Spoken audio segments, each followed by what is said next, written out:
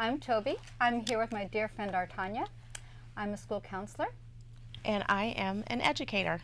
Yeah, our book is titled Something Happened in Our Town, a child story about racial injustice. It was written by Mary Ann Solano, Marietta Collins, and Ann Hazard, illustrated by Jennifer Savoyan. Text copyright 2018 by Imagination Press, an imprint of the American Psychological Association. Illustrations copyright 2018 by Jennifer Savoyan. Something happened in our town, a child story about racial injustice. Something bad happened in our town. The news was on the TV, the radio, and the internet. The grown-ups didn't think the kids knew about it, but the kids in Miss Garcia's class heard some older kids talking about it, and they had questions. After school, Emma asked her mother, "Why did the police shoot that man?" "It was a mistake," said her mother. "I feel sad for the man and his family." "Yes, the police thought he had a gun," said her father. "It wasn't a mistake," said her sister Liz. "The cop shot him because he was black." Emma was confused. "He is brown, not black," she said. "Some black people have dark brown skin and some have light brown skin," Emma's father explained. "Black usually means African American. Most of their ancestors were brought here from Africa as slaves." "I know what a slave is," said Emma. "That's when you have to do whatever the other person says." "Yes, slaves had to do whatever white people told them to do. Even after slavery ended, white people didn't let black people live where they wanted, go to school with white people, or vote." "Who are white people?" "White people came here from places in Europe or Russia or other countries. We are white, even though our skin is light tan." "Did our family do those bad things a long time ago?" asked Emma. "Yes," answered her mother. "Back then, many white people thought that they were better than black people, even though it wasn't true." Liz added, "Some white people still think most black men and boys are dangerous, even though they're not." "Was the man that got shot dangerous?" asked Emma. "No," her mother said. "Shooting him was a mistake. It was a mistake that is part of a pattern." "Like the pattern on my blanket?" Emma asked. "Yes, but this pattern is being nice to white people and mean to black people. It's an unfair pattern. Suppose you had a birthday party and invited everyone in your class except the black kids," her mother said. "How would the black kids feel?" "They would be sad," Emma said, "or mad." "And you would be missing out because you never know who's going to be your best friend," said Liz. "And you can help others to be fair," said her mother. "Like telling Anna to stop teasing Ling about her name?" asked Emma. Her mother gave her a hug. "Yes, just like that."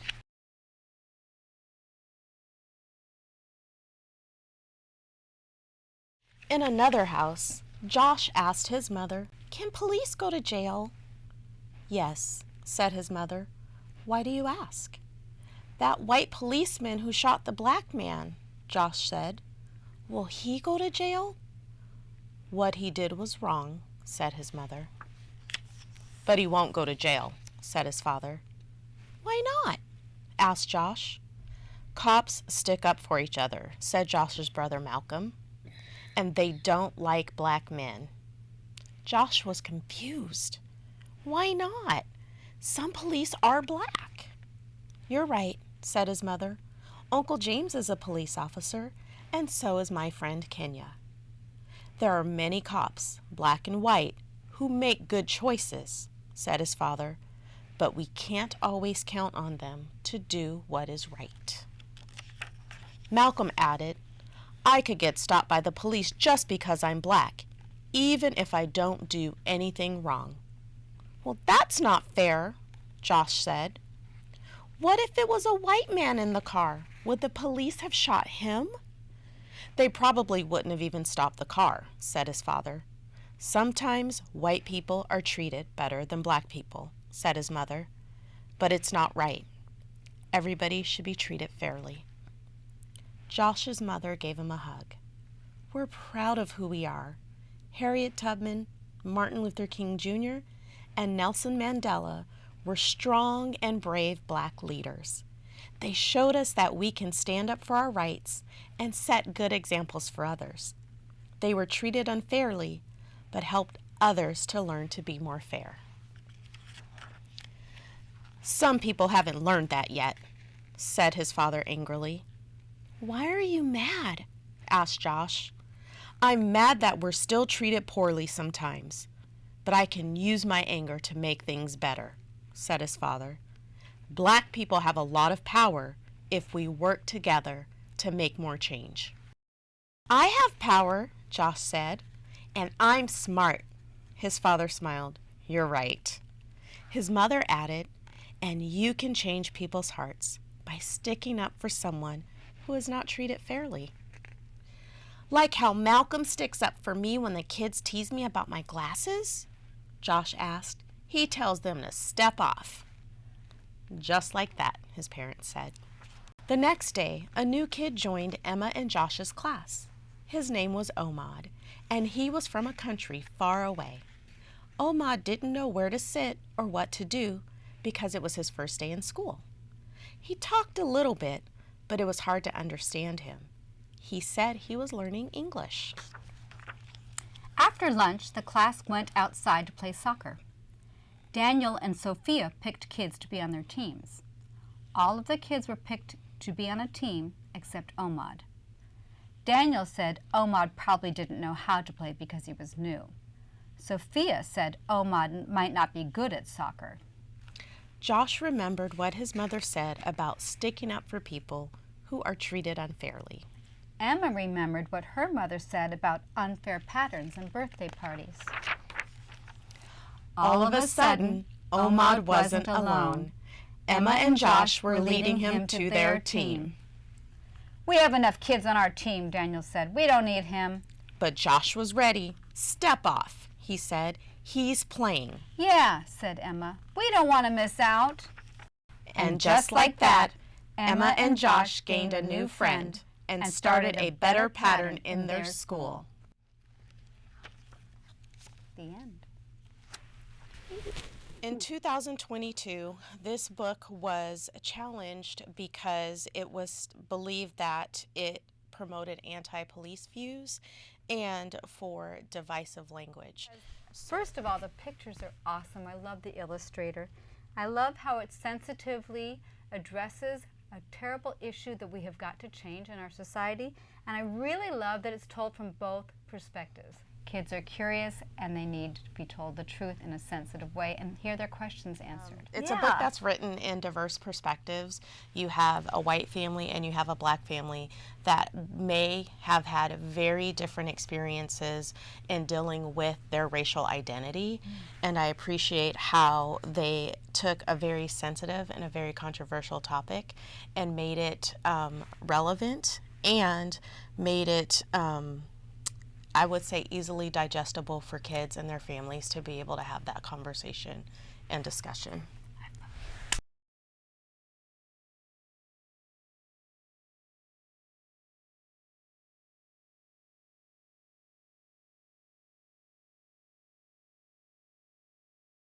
Hi, my name is Steve Ryan, and I am a professor of education at Pacific University. So that makes me a teacher of new teachers. And today I am reading A Day in the Life of Marlon Bundo, written by Marlon Bundo, it says, with Jill Twiss, and illustrated by E.G. Keller.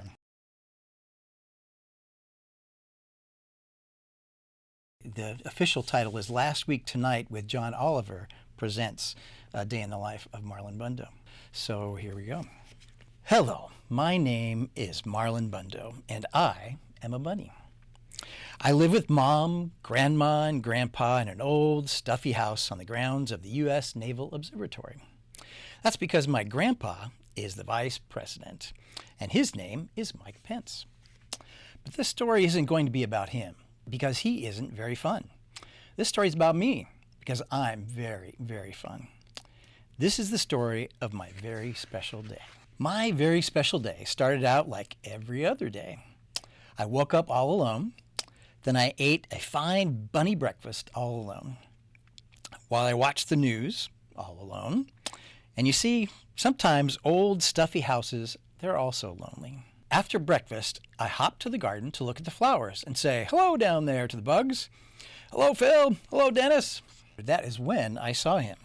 He was a big, fluffy bunny with the floppiest floppy ears and the bushiest bushy tail. He was bunny beautiful.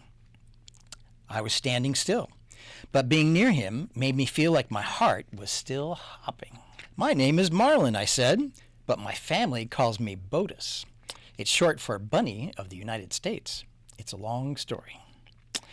"My name is Wesley, and my family calls me Wesley," said Wesley. And Wesley and I hopped together all around the garden. We hopped over daisies, we hopped over tiny carrots that weren't ready to grow up and be lunches yet. And we hopped over Phil and Dennis. Once we had hopped through every part of the garden, we didn't want to stop hopping, so we hopped right inside the old stuffy house. We hopped up and down the creaky stairs and made beautiful creaky stair music together. We hopped through the kitchen and maybe left a few bunny prints. We hopped through very boring meetings with very boring people. It was a very good hop. It was the best hop. And I realized something. When I hopped with Wesley, my old stuffy house didn't feel lonely anymore. At the end of our hop, I said, "Wesley, I don't want to hop without you ever again." And Wesley said, "That's funny, because I never want to hop without you, Marlon Bundt, ever again." And we both said, "We'll get married and hop together forever." "Hello, everyone," we said to all the animals in the garden. "Hello, Phil and Dennis, the bugs, and Pumpernickel, who was a badger, and Scooter, who's a turtle, and Dill Prickle, who's a hedgehog, and Mr. Paws, who's a very good dog. Hello, all of you. We are getting married, so we can hop together forever." "Hooray," said Phil and Dennis the bugs, and Pumpernickel, who is a badger, and Scooter is a turtle, and Dill Prickle, who is a hedgehog, and Mr. Paws, who is a very good dog. "Hooray," said all of our friends, because that's what friends say. "Wait," said a scary voice. "You can't get married." Well, we looked around and saw that the scary voice was coming from the stink bug. Let me tell you a little bit about the stink bug. The stink bug was in charge. He was important. None of the other animals could quite work out why he was in charge or how he was important, but he was. And that meant he made the rules. That meant all the animals listened to him, even though he was, and this is very true, very stinky. "Boy bunnies don't marry boy bunnies," said the stink bug. "Boy bunnies have to marry girl bunnies." "But this is the bunny that I love," said Wesley. "And this is the bunny I love," said me, Marlon Bundt. Just being next to Wesley made me feel a little braver. "Too bad," said the stink bug. "I'm the stinkiest and I'm important. And I'm the stinkiest and I'm in charge. Boy bunnies marry girl bunnies. Girl bunnies marry boy bunnies. This is the way it's always been. You are different, and different is bad." The other animals whispered nervously among themselves. Pumpernickel, who was a badger, came forward. "I'm different too," he said. "I eat my sandwiches crust first." "I'm different too," said Dill Prickle, who's a hedgehog. "I read the ends of books before I read the beginnings, just to make sure they're not too sad for me." "I'm different too," said Mr. Paws, who's a very good dog. "Sometimes I sniff butts and I don't know why." "Everyone is different, and different is not bad," said Scooter, who's a turtle. "Different is special." "Wait," said Mr. Paws, who's a very good dog and also a very smart dog. "But wait a minute. We get to decide who's in charge. We get to decide who is important. We can vote." And on this very special day, all the animals voted on who they wanted to have in charge. And they chose not the stink bug. "Hooray," said me, Marlon Bundt. "Hooray," said Wesley. "Hooray," said all of our friends, because that's what friends say. "No," boomed the stink bug. "Boy bunnies can't marry boy bunnies. You're not in charge." So Wesley and I got married. We had 2 handsome groom otters named Muffins and Cubby and a flower mouse named Hiccup. We ate and drank and danced the hokey pokey. Dill Prickle was especially good. And the ceremony was performed by a cat named Pajama, who brought her wife as her date. After we ate and drank and danced, we went home together. We have to get some sleep, Marlon. Tomorrow we leave on our bunny moon. Because it doesn't matter if you love a girl bunny or a boy bunny, or eat your sandwich backward or forward, stink bugs are temporary. Love is forever.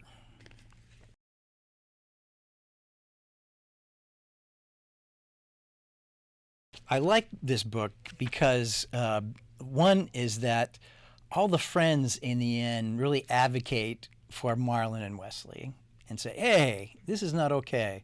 And they really stand up for their friends to make a difference and kind of overcome, the challenge they faced in the stink bug.